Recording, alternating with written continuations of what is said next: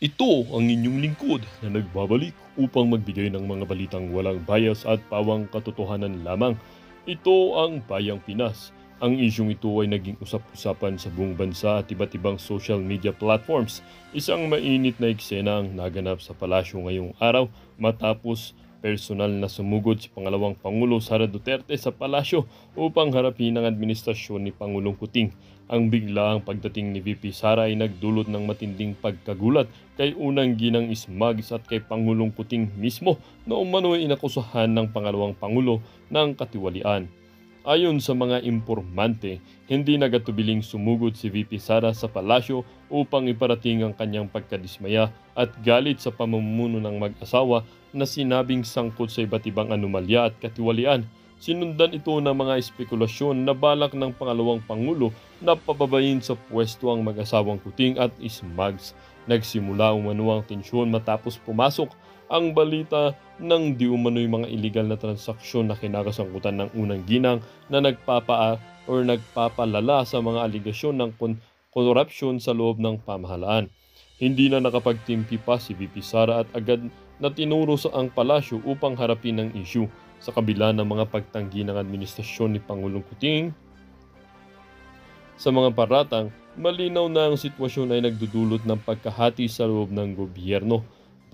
Patuloy ang pagtatanong ng publiko kung ano ang susunod na hakbang na ni VP Sara at kung hahantong ba ito sa mga pagpapababa ng pwesto sa Pangulo at ng unang ginang. Sa ngayon, nananatiling tahimik si Pangulong Kuting at unang ginang Smugs tungkol sa mga aligasyon.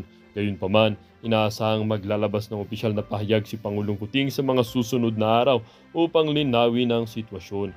Patuloy na ang pag-aabang o patuloy na nag-aabang ang sambayanan sa magiging resulta ng mga kaganapang ito na tiyak na may malaking implikasyon sa kalagayan ng pamahalaan at ng bansa.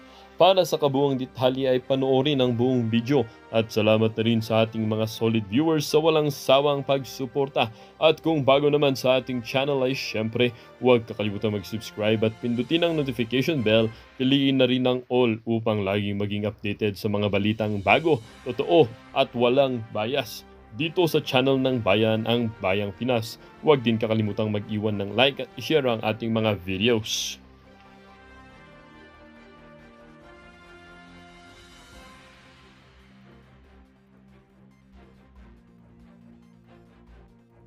Pag-usapan na naman sa media yung problema diyan sa KOJC. Pangalawa, hindi nagustuhan nitong si Bangag yung mga sinabi ni VP Sara doon sa mga miyembro ng KOJC. Kahit hindi sabihin ni Vice President Sara Duterte, kitang-kita naman ho ang kapalpakan ng administrasyon na to kaya wala na ho maraming usapan. Ang atupagi nyo kayo diyan sa administrasyon, yung ito yung atupagi nyo. Yan o, ito. Yan ang atupagin nyo. Kesa kung ano-ano mga pinagagawa yung mga walang kakwenta-kwenta, atupagin nyo yung paghihirap ng ating mga kababayan ngayong panahon ng baha. Ngayon, para doon sa mga kababayan natin na mapanggang sa ngayon, pinagtatanggol tong administrasyon na to, buksan nyo ho yung mga mata. Ha? Nung panahon ni dating Pangulong Rodrigo Duterte, meron din hong basura. Hindi lang ho ngayon nagkabasura pero hindi tayo nakaranas ng ganyang katinding baha. Tama o mali? Oh, kasi ganyan ho kasi mga narcissist nga. Yung sila lang magaling, wala silang nagagawang mali, lahat ng ginagawa nila ay tama. Ngayon, hindi ho nila sisisihin, wala ho silang negligence, walang kapabayaan sa part nila. Basta naiisip nila kaya bumabaha dahil hindi gumana yung flood control. Dahil bumabaha, dahil yung mga tao ay nagtatapon ng basura kung saan-saan. Panahon ni dating Pangulong Rodrigo Duterte, napakarami rin hong basura. Pero hindi yung nakakaranas ng baha na ganyan yung ating mga kababayan. Ang problema ho dito, corrupt ang administrasyon ni Marcos Jr. Paano natin papatunayan? Ayun o, ebidensya. Hindi ho ba korupsyon ang tawag dyan? Sa tingin niyo ho ba kung yung mga proyektong nakalaan para mapigilan yung baha na yan, talagang nailagay sa tama, sa tingin niyo ba magbabaha? Sige nga. Baka sabihin nila, nag-aakusa tayo, wala naman tayo ebidensya. Gusto niyo ebidensya? Ito ebidensya.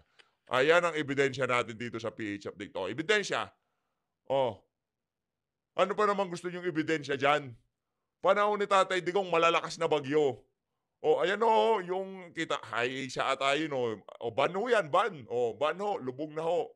Gadibdib na ho yung baha diyan sa lugar na yan, Baha, FB Resort Las Piñas. O yan o mga kababayan. O BF Resort Las Piñas. Oh, a an a ano pa bang ebidensya ang gusto niyong, kailangan niyong makita para maniwala kayo na kurakot itong administrasyon na 'to at wala namang pagmamahal sa Pilipino? 3 taon, lahat ho ng magagandang ginawa ni dating Pangulong Rodrigo Duterte tinanggal niya, pinatigil ng administrasyon itong bangag na 'to. Yung mga progreso na dapat sana, patapos na ngayong mga panahon na 'to kagaya diyan sa Davao, diyan sa Mindanao, diyan sa Visayas, pinatigil ho ng bangag na 'to. Dahil mare-remind ang sambayan ng Pilipino na yang mga proyekto na yan, nagawa yan, naumpisahan yan nung panahon ni Digong. Ayaw ho nila yon. Mas masaw wala nga akong pinagkaiba, mas masahol pa nga ako sa mga ano 'to, sa mga dilawan sa totoo lang, 'no? Kaya do'n sa mga kababayan natin na tuwang-tuwa, sa pang-aalipusta ng mga pulis na 'to sa mga KOJC member, ginagamit lang ho kayo ng bangag na administrasyon na 'to para malihis ang inyong atensyon sa mga kapalpakan at pangungurakot ng mga opisyal sa ating pamahalaan. Yun ho ang katotohanan do'n. Ngayon kung nagpapatangay kayo do'n sa gano'ng klaseng naratibo, mga ob-ob talaga kayo. Hindi na ho aasenso Pilipinas. Hindi ho intended yon para sa mga viewer natin dito sa PH Update. Kung sakaling may maligaw na Talyanista atin sa Imada dito, para sa kanila ho yung ating litanya na yon. Dahil yung mga subscriber at follower natin at mga member natin dito sa PH Update, hindi na ho talaga naniniwala sa administrasyon yan. Ngayon, sinusubukan natin kumbinsihin yung mga kamag-anak nila na kung saan isi-share nila yung ating video at mapapanood nila, makita nila yung ebidensya. Hindi lang ho tayo salita ng salita dito. O ano yung ebidensya ni PH Update? Ayan, malawakang baha. Ayan o, mga kababayan o. O, BF Resort o. O, kita nyo naman ho, mga kababayan. Hindi na kailangan ipaliwanag yan. Hindi na, o, di ba? O, tingnan nyo naman ho yan. O, ganyan ho tayo linoloko. At dahil narcissist nga sila, mga bangag nga sila, wala silang ginagawang mali, hindi nila tatanggapin yung kanilang mga kapalpakan. Ano, sino sisisihin? Basura. 5,500 flood control, hindi gumana. Para mapagtakpan ng issue, anong gagawin? Okay, punta tayo ngayon dito sa KOJC. Muli na naman naghahasik ng lagim itong mga kampon nitong si Torre dyan sa KOJC compound. Panoorin nyo to. Oh, imagine. Aarestuhin daw ho. Ang kapal ng mukha nitong si Torre. Anong toka nangyayari dito sa PNP natin? Nakikipagsabayan na ho sila. Anong mga basehan? Bakit aarestuhin? Obstruction of justice. 10 days na kayo dyan. Nasa loob na kayo. Natulog na kayo. Natulog na kayo. Natulog na kayo. Pinakain na kayo. Oh. Ngayon, obstruction of justice pa rin. Mga walang hiya kayo. Pagkatapos kayong pinapasok, sinira nyo na yung compound. Tinulugan nyo na. Pinakain na kayo sa anniversary. Yan o. Yan, mga pagkain, pakita natin.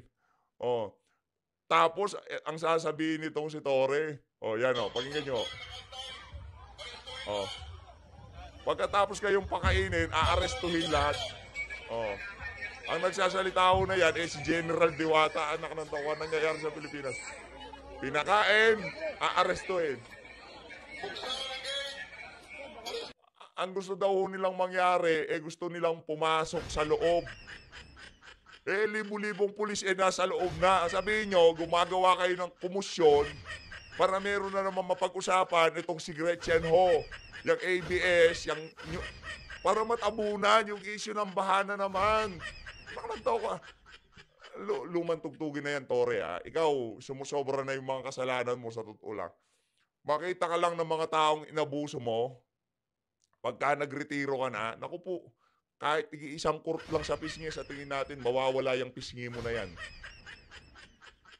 Siyempre, nakukyutan ho sila sa kanya, diwata nga, kukurtin yung pisngi. Di ba? Nakukyutan, baka naman sabihin.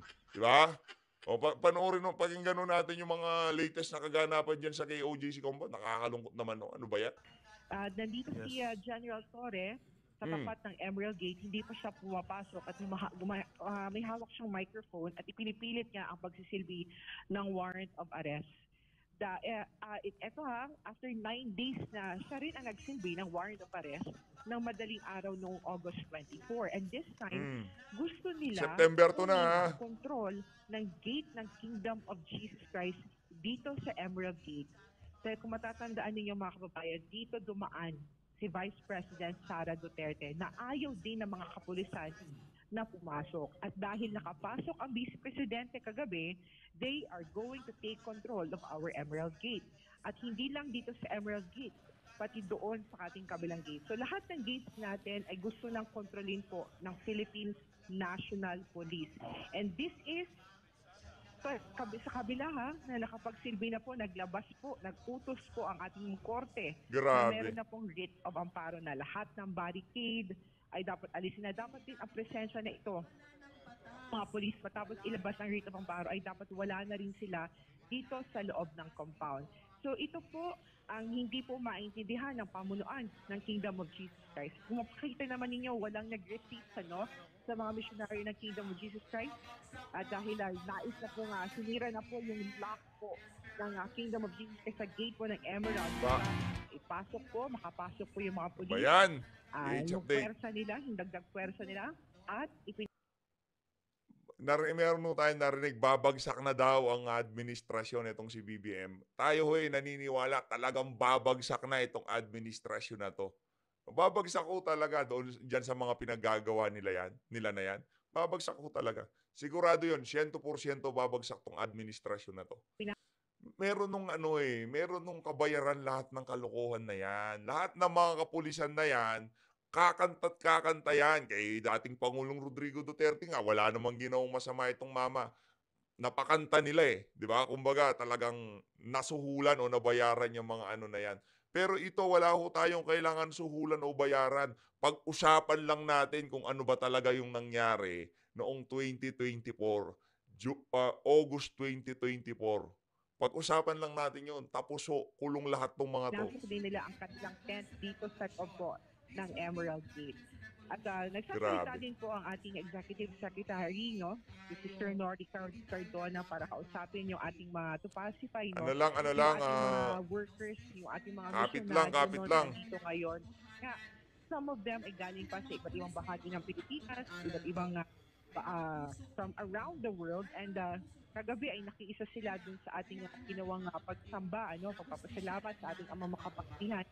And nandito sila to celebrate the 39th anniversary of the Kingdom of Jesus. And this is the first time na actual nilang nakita na muling na pinapasok muli ang ating compound na hindi nga maintindihan bakit kailangan ipilit ang kanilang pagpasok, nakakapasok naman sila. At ang iba sa kanila, libo-libo na, ay nasa loob na rin ng compound ng Kingdom of Jesus Christ. At na-witness din ito na ibang mga media na nandito ngayon na nakaabang din sa ating mga gates sa lahat ng mga nangyayari dito. Sabi nga ni Torre, this is not the time daw for the Kingdom of Jesus Christ to assert what is legal and illegal. Grabe. And that he is willing to face all the charges that we are going to file against him. Grabe. Sinabi ni Tory yun. Hindi yan ang panahon para i-assert ng mga KOJC member kung ano yung legal at hindi illegal. Pulis pa ba yung mama na yan? Mukhang kriminal na Yan ang sinasabi niya. Pero paano naman yung ibang mga polis na nandito na madadamay kapag nagsumpatay ng kaso dahil sila ay sumusunod lamang sa utos ng kanilang general. So, kaya pinapaalala pa ulit-ulit ng ating Executive Secretary, Sister Nori Cardona, na hindi hayaan natin yung mga polis na pumasok and i-document natin para makita natin kung tama ba o hindi. Because talagang tinatayuan ng Kingdom of Jesus Christ na hindi na po legal, hindi na po valido, or it's not valid na po ang mga rason na ginagawa po ng ating mga kapulisan. And right now, lahat po ng mga barriers po na nakapwesto po sa Emerald Gate ay isa-isa na pong tinatanggal ng mga pulis at tinatabi po dito po sa tapat po, yung mga tindahan sa harapan po ng Kingdom of Jesus Christ. Nagkakaroon na rin po ng traffic dahil nasa ginagawa ng ating mga kapulisan dapat. perwisyo ho talaga 'tong mga pulis na 'to, ibang klase. Was a Pakinggan very naman ho natin si eloquent Doc Padoy. statement. Very eloquent yun. And it's a tour de force, no? Maliwanag and very strong statement of solidarity with the KOJC and all Filipinos who are now suffering in the hands and will suffer further in the hands of the excesses of the Marcos administration that is in full parade right now there in KOJC. No, and also her statement, her presence there was a very strong condemnation of the Marcoses excesses, no, besides the solidarity with our mga kapatid sa KOJC at sa buong Pilipinas. Alam mo, iba talaga yung presence ng totoong leader, no? Iba talaga when she entered, parang tatay niya, no, very charismatic, very beloved, and she really comforts the afflicted. The afflicted are the members of the KOJC right now who were there. They were there. People were crying.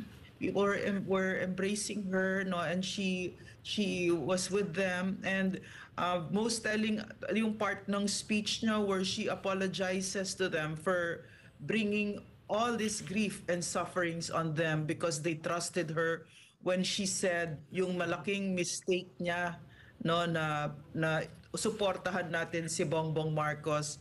She really held it back and she almost cried. If you look at the footage, she closes her eyes, and I was at the front Halos seat umiyak. and Correct. I saw her and I heard not just her apology to the KOJC. You know, make no mistake about it. Yes, she was talking to the members of the KOJC, but she was speaking to the entire Filipino nation because right now, for me, I think that she is the perceived leader because yeah, naman the style ni Bongbong Marcos. I mean, he's still the leader. Obviously, he's no longer the president. No? He doesn't even say anything. There's nothing. Pag may lumabas pa sa bibig niya, mali-mali pa. I mean, he's not being informed, di ba?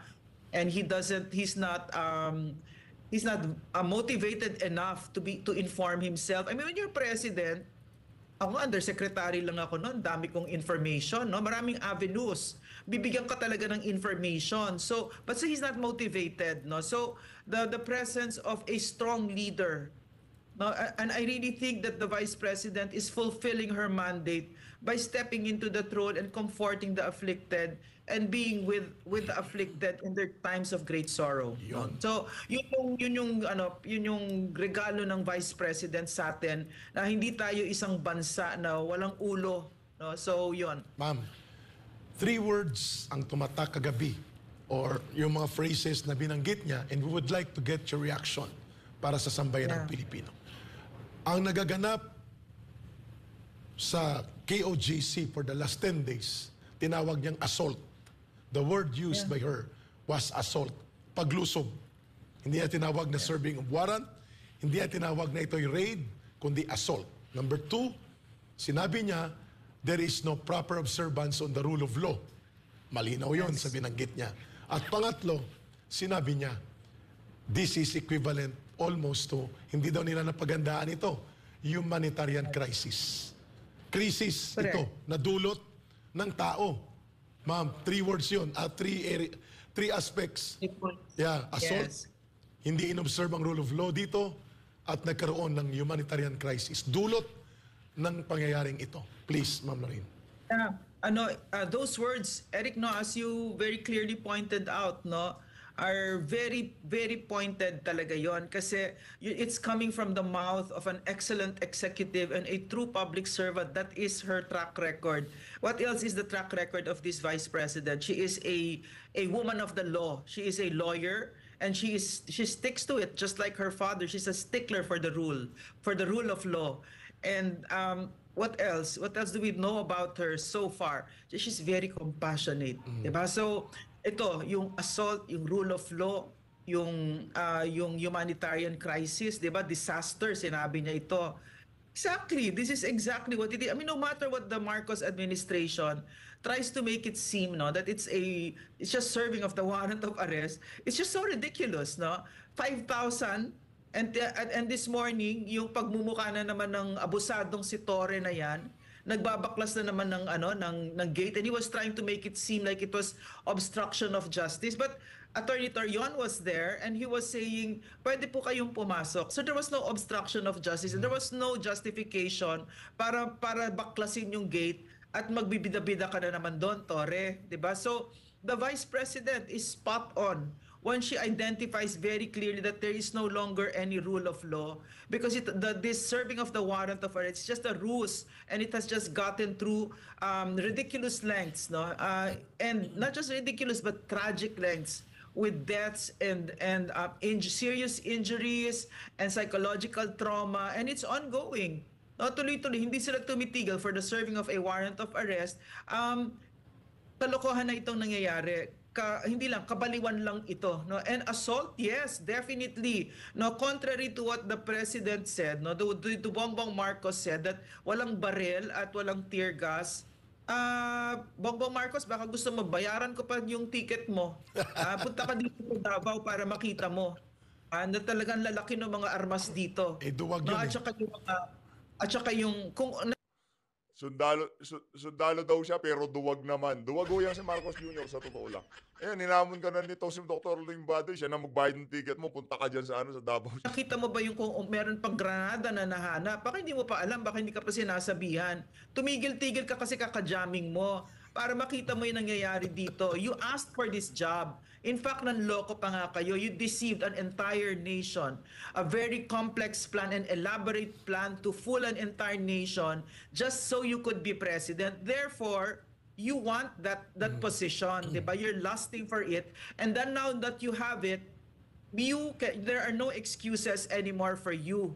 Everything, the buck will stop with you. Everything is your fault now because it clearly is. No, meron talagang basbas mo ito. So, yung walang assault, grabe ang assault dito. In fact, the reason why the Banateros are here and why I come here as much as I can and why all of us, we try to come here as much as so we can cover the assault, di ba? Para makita ng mga kababayan natin, it's not about KOJC anymore. This is about the violation wholesale of our constitutional rights, our Bill of Rights, and sinasanggayan dito. And if they can do this here, they can, if they, and the KOJC is equal to this task. No, napakalakas na organisasyon, formidable, and yung strength of character and strength of spirit nila nandyan. So kapag nasangka nila ito, na ibig sabihin, first line of defense ito sa tingin ko, sa pananaw ko. No religion is safe, no Filipino is safe, even in your own domicile. Pag sinipan, pag napagtripan kayo ng isang pulis na lasing dyan, or abusado, katulad ni Torre, at saka di patay, no? Sipain lang niya yung pintuan mo, wala kang laban, wala kang kalaban-laban. Sasabihin lang niya obstruction of justice kasi siya ang batas. Yeah. Kasi ganyan talaga the imbalance of power in government. And we have again that sacred contract. Meron tayong sagradong agreement, no, sa gobyerno na isusuko natin ang mga karapatan natin, not all, ibang maliliit na karapatan natin like yung pera natin, pero hindi kayo magnanakaw. Aayusin niyo yan. You're going to be trustworthy. Bibigyan namin kayo ng baril in defense of us, not to be used against us. 'Di ba? So pero ngayon, nakita natin, assault talaga yung nangyayari. And every day that we're there, the Vice President is so spot on. Alam mo what I like about her? She's so elegant about her words. She's so meticulous about her words. Kahit yung paggamit niya nung, nakita ko yung, she mentioned baril at saka yung tear gas. Ano yun? Pasarin yun kay Bongbong Marcos. Ano pinagsasabi mo walang baril at tear gas? Wala kang alam. Diba? So, ang galing nung speech niya talaga. Napakagaling. Ma'am, before ko ipapasa kay partner Troy Gomez, maiwas na ng konti, ma'am, pero this is mahalaga po ito sa naitanong namin sa iyo. Because the Vice President, as a lawyer by profession and training, before siya maging politiko, was mentioning and giving emphasis on the rule of law. Because it is very obvious that the Marcos government has now become a lawless administration. Yes. Hindi kinikilala ang korte, hindi kinikilala ang konstitusyon, hindi kinikilala ang proseso ng mga batas. They own the law and they make themselves above and beyond the reach of law. Now, itatanong namin ito sa iyo, bago ko ipasa kay Troy, ang iyong ama ay naging justice sa Sandigan Bayan, handling controversial cases. At even, hindi natin narinig na inaharas sila na mga politikong matataas dahil may controversial cases sila. This time, no less than the DOJ Secretary, Boying Rimulya, threatening the judge in Davao sa kanyang pag-issue ng writ of amparo and temporary protection order which is within the mandate of the law and the majesty of the court na gawin ito, tinitreaten ngayon ni Marcos through kay Boying Rimulya sa DOJ, nakakasuhan ito sa Supreme Court. At